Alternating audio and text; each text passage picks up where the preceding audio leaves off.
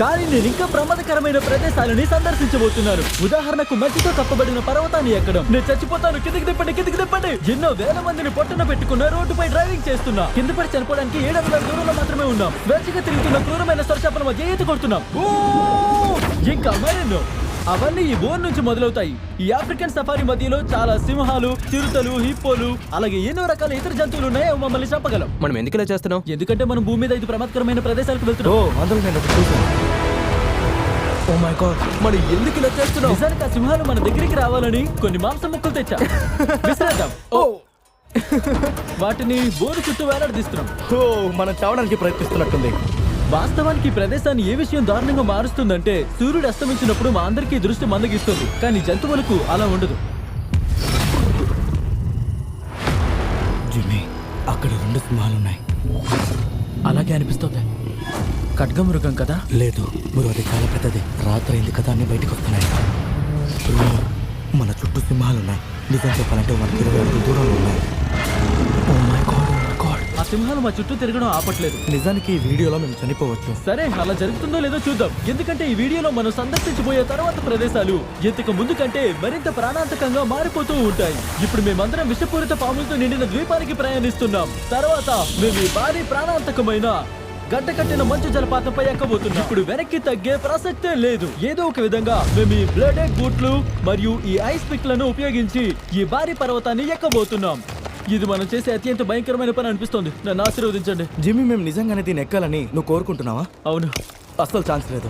నిజం చెప్పాలంటే మేము దీన్ని సాధించగలమో లేదో నాకు ఖచ్చితంగా తెలియదు, కానీ నోలన్ కల జరగడం వల్ల నాకు మంచి అనుభూతిని కలిగించలేదు. సరే బాయ్స్ ఆగండి. నేను ఓడిపోయాను. నువ్వు ఆపడానికి వీలేదు. నన్ను చూడు. నోలన్ బయటకు వచ్చేసాడంటే నమ్మలేకపోతున్నా. అది దారుణంగా ఉంది. నోలన్ మమ్మల్ని వదిలి వెళ్ళిపోయాడు. ప్రస్తుతం చాలా ఎత్తులో ఉన్నాం. మీరు దాదాపు సగం వరకు చేరుకున్నారు. ఓ జిమ్మీ, కిందకి చూడుకో. ఓరి దేవుడా, మేము వెళ్లే కొద్దీ ఇది మరింత నిటారుగా మారుతోంది. ఓ నా కాలు, నేను పట్టుకోల్పోతున్నా. దాదాపు పడిపోయాం అనుకుంటా. ఓ గాడ్, నాకు టాప్ కనిపిస్తుంది జిమ్మీ. ఇది నేను చేసిన అత్యంత భయంకరమైన పని. నేను సాధించగలను. నేను పై వరకు చేరుకుంటాను. అది ఎంత నిటారుగా ఉందో చూపించండి. చాలా ఎత్తులో ఉన్నాను. క్విట్ అవ్వలేను. ఇంకా 10% ఉంది. నేను ఏడవాలని కోరికతో పోరాడుతున్నా. ఖచ్చితంగా నేను ఇలా చేయకుండా ఉండాల్సింది, కానీ దాదాపు సాధించవచ్చు. నేను ఏదో విధంగా ఈ జలపాతం పై భాగానికి చేరుకున్నాను. మనం పూర్తిగా పైకి చేరుకున్నాం. పదండి. నీకు తెలుసా, నోలన్ కి సరైన ఆలోచన వచ్చింది. అయితే మా లిస్ట్ లో 3 ప్రదేశాన్ని అతను హ్యాండిల్ చేస్తాడేమో చూడాలి. మేము బొలీవియా రహదారిపై కారు నడుపబోతున్నాం. అక్కడ కొంతమంది మాత్రమే ప్రాణాలతో బయటపడ్డారు. ఇప్పుడు మనం భూమిపై అత్యంత ప్రమాదకరమైన మార్గంలో ఉన్నాం. ఈ రాయి నిజంగా స్కై స్క్రేపర్ అంతా ఎత్తుగా ఉంటుంది. నాకు నిజంగా భయం వేస్తుంది. నిజం చెప్తున్నా. ఇది జోక్ కాదు. ఇక్కడ ఎంతో మంది పడి చనిపోయారు. అందుకే దీన్ని ఎన్నో దశాబ్దాల క్రితమే మూసివేశారు. ఈ రోడ్డు వల్ల దాదాపు ఏడాదికి 300 మంది చనిపోతున్నారు. కానీ మా కోసం దాన్ని తిరిగి తెరిచేందుకు ప్రభుత్వం అనుమతి తీసుకున్నారు. వాళ్ళు అలా చేయకుండా ఉంటే బాగుండేది. ఇది బానే ఉంటుంది. అలా జరుగుతుంది అనుకోవడం లేదు. దీన్ని డెత్ రోడ్ అని ఎందుకు పిలుస్తారో నాకు అర్థం అవడం స్టార్ట్ అయింది. నువ్వు దీన్ని డెత్ రోడ్ లాగా డ్రైవింగ్ చేయడం లేదు. నీ జీవితం నా చేతిలో ఉన్నప్పుడు మీరు ఇలా అంటే నాకు నచ్చదు. లేదు, నీ జీవితం నా చేతుల్లో ఉంది. ఇటు చూడు, స్టీరింగ్ ఇప్పుడే జరిపించింది. దాన్ని పట్టుకో ప్లీజ్. మనం కింద పడి చావడానికి దాదాపు 7 అంగుళాల దూరంలో ఉన్నాం. నువ్వు అంచుకు చాలా దగ్గరలో తీసుకుని వెళ్తున్నావు. ప్లీజ్. దేవుడా, నా జీవితం నా కళ్ళ ముందు కదులుతుంది. మళ్ళీ కదులుతుంది. అది అంత ప్రమాదకరమైందని మీరు అనుకుంటే, మేము మా మార్గంలోని 3 ప్రాణాంతక ప్రదేశాల్లో మొదటి దాన్ని దాటబోతున్నాం. ఇక్కడే రోడ్డు చాలా సన్నగా ఉంటుంది. ఇదిగో ఇక్కడ మీరు చాలా జాగ్రత్తగా ఉండాలి. ఓ మై గాడ్, ఇదిగో ఇప్పుడే టైర్ ఇక్కడి నుంచి పడిపోయేలా ఉంది. అవును, నువ్వు చెప్పింది నేను ఇప్పుడే గమనించా. ఓ మై గాడ్, అది ఎంతో లోతుగా ఉందో చూడండి. చూడు నోలన్, కాస్త నన్ను గైడ్ చేస్తావా? సంతోషంగా ఉంది. నేను కార్ నుంచి దిగుతున్నాను.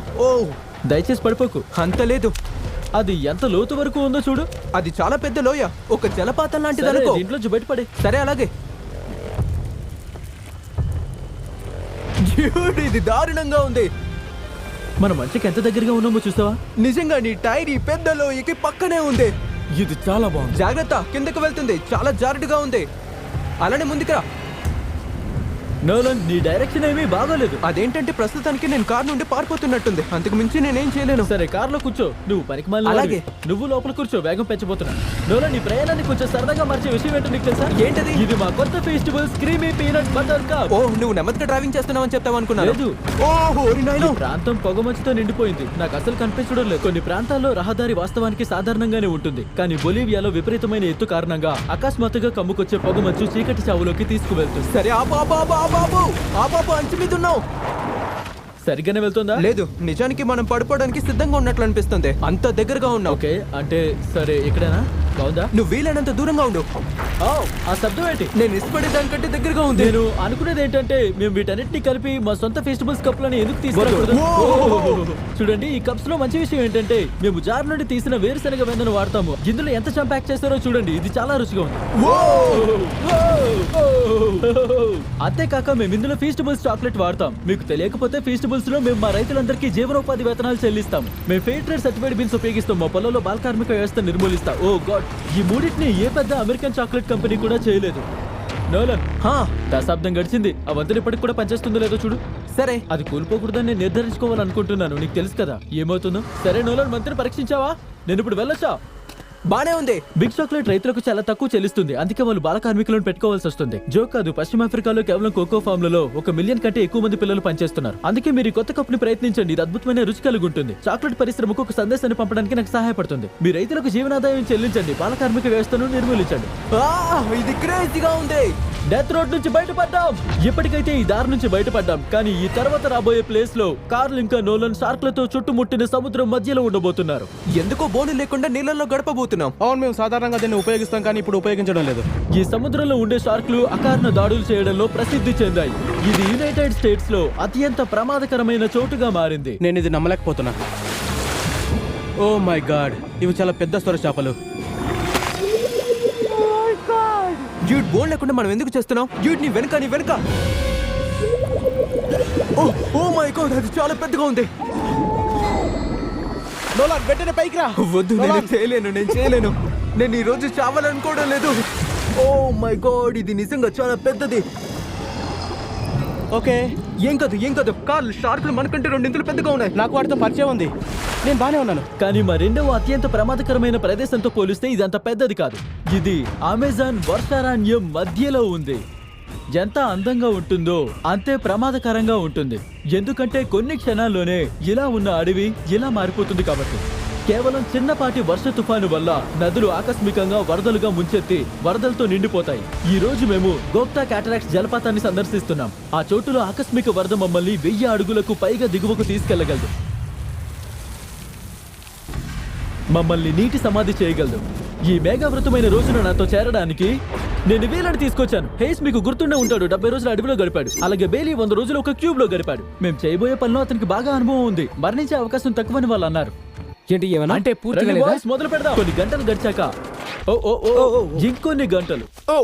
మనుషులు ఎంతవరకు అడుగు పెట్టని అత్యంత జారుడు ప్రదేశం. కొన్నిసార్లు నిటారుగా ఉండే భూభాగం గుండా ట్రెక్కింగ్ చేయడం. ఏం పర్లేదులే, చివరకు మా గమ్యస్థానానికి చేరుకున్నాం. అదొక జలపాతం చూస్తున్నారుగా. ఒకవేళ జారి పడితే ఇక మనం చచ్చినట్లే. మేము ఒక గైడ్ సహాయంతో సురక్షితంగా నదిని దాటగలిగాము. హే చూడు, తర్వాత జలపాతం అంచును చూడడానికి మమ్మల్ని కొన్ని తాళ్లతో సురక్షితంగా ఉంచారు. నువ్వు చూడగలుగుతున్నావా? వావ్, ఇది చాలా అద్భుతంగా ఉంది.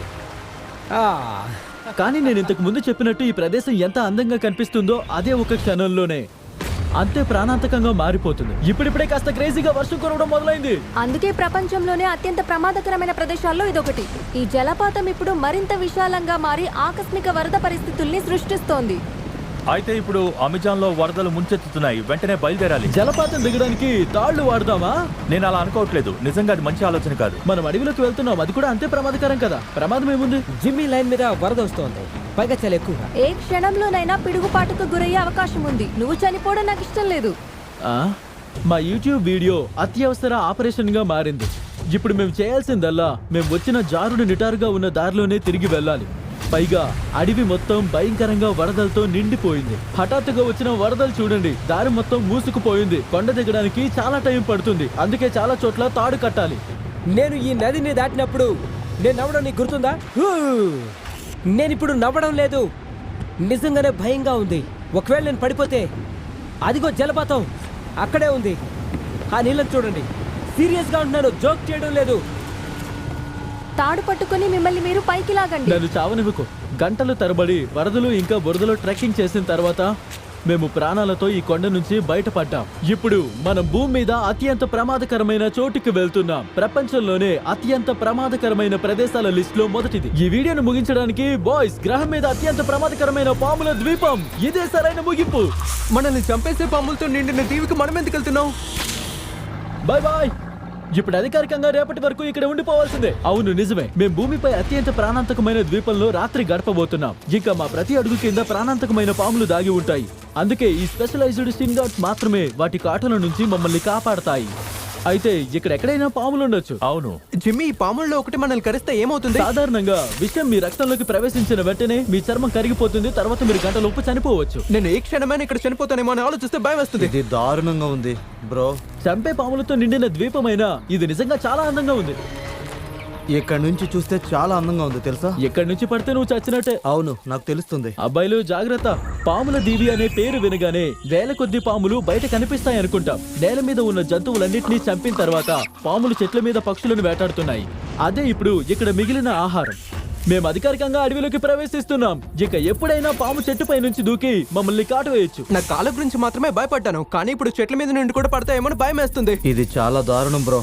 ఓ ఓ ఓ, ఇదిగో ఇక్కడ ఒకటి ఉంది, ఇక్కడ ఒకటి ఉంది, నా మొహం మీద ఉంది. పాములను పట్టుకోవడం ద్వారా శాస్త్రవేత్తలు వాటి విషాన్ని సేకరించి దానితో విరుగుడు మందును తయారు చేయగలరు. ఆగండి, ఇది విషపూరితమైందా? అవును. అంటే ఇది నన్ను కాటేస్తే నేను చచ్చిపోతాను. అవును. అవును. ఓ ఓ ఓ, ఏయ్, కాస్త నువ్వు దాన్ని గట్టిగా పట్టుకో. ఇది చాలా చిన్నది. ఓ నో నో, అది వెళ్ళిపోయింది. నువ్వు దాన్ని వదిలేసావు. లేదు, అది తప్పించుకుంది. తప్పించుకో. నేను ఫోన్ పడేసుకుంటే ఎంత కూల్గా ఉంటున్నా అతను పాము పడేసి అంత కూల్గా ఉన్నాడు. ఇక మేము అడవిలోకి వెళ్తున్న కొద్దీ ఈ పొదలు చాలా దట్టంగా ఉన్నాయి. నా ముందు 2 అడుగులు కూడా కనపడట్లేదు. పాము ఎప్పుడైనా బయటికి రావచ్చు. మేము ఎక్కువ పాముల్ని చూసాం. ఇదిగో ఇక్కడ, అదిగో అక్కడ. ఈసారి వాటిని వదిలిపెట్టదు. Okay, okay. వెనక్కుంచు. ఆ పాము నుంచి తీసే యాంటీ వెనమ్ ఎంతమంది ప్రాణాలు కాపాడుతుంది? వేలాది మంది ప్రాణాలే. ఓ, అది నిజంగా అద్భుతం. వాళ్ళు తయారు చేసే విరుగుడు మందు బ్రెజిల్లో 90% పాము కాటులకు చికిత్స చేయడానికి ఉపయోగించవచ్చు. అంటే మనం పట్టుకునే ప్రతి పాము వేలాది ప్రాణాలను కాపాడగలదు. హే జిమ్మి, అక్కడ మరో పాము ఉంది. ఓ మై గాడ్, అది చాలా పెద్దది. వాటన్నిటిని ఇప్పుడు కనిపెడుతున్నాం, అవన్నీ బయటకు వస్తున్నాయి. మిగిలిన రోజంతా మేము ఈ ప్రమాదకరమైన పాములను వెతకడంలో సహాయం చేశాం. శాస్త్రవేత్తల పరిశోధనకు కూడా సహకరించాం. అయితే ఆ పాము దాదాపు 15 అడుగుల ఎత్తులో ఉంది. ఇప్పుడు మన చెట్టును ఊపితే దాన్ని పట్టుకోవచ్చని శాస్త్రవేత్తలు చెప్తున్నారు. ఆ చెట్టు కింద నేను మాత్రం అస్సలు ఉండను. అది అక్కడి నుంచి కదలడం లేదు. మనకు యాంటీ వెనమ్ కావాలి, అది ప్రాణాలు కాపాడగలదు. అప్పటికి చీకటి పడుతోంది. ఇప్పుడు మనం ప్రాణాలతో బయటపడడంపై దృష్టి పెట్టాలి. క్యాంపు వేసే సమయం అయింది. క్యాంపు పూర్తయింది. నిజం చెప్పాలంటే ఈ టెంట్లు పాముల నుంచి కాపాడుతాయో లేదో నాకు తెలియదు. మనం పాముల మధ్య పడుకోబోతున్నాం. కొంచెం భయంగా ఉంది. నిద్రపోవడానికి సిద్ధమవుతున్నా. ఈ రాత్రి ఎలాంటి పాము టెంట్లోకి రాకుండా ఉంటే చాలు. చాలా భయంకరంగా ఉంది.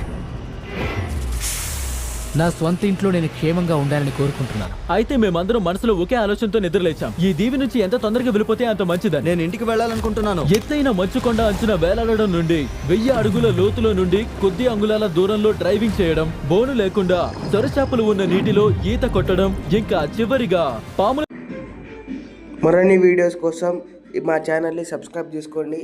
మరిన్ని తెలుగు వీడియోస్ దీంట్లోనే ఛానల్లో వస్తాయి. Thank you for watching. Bye.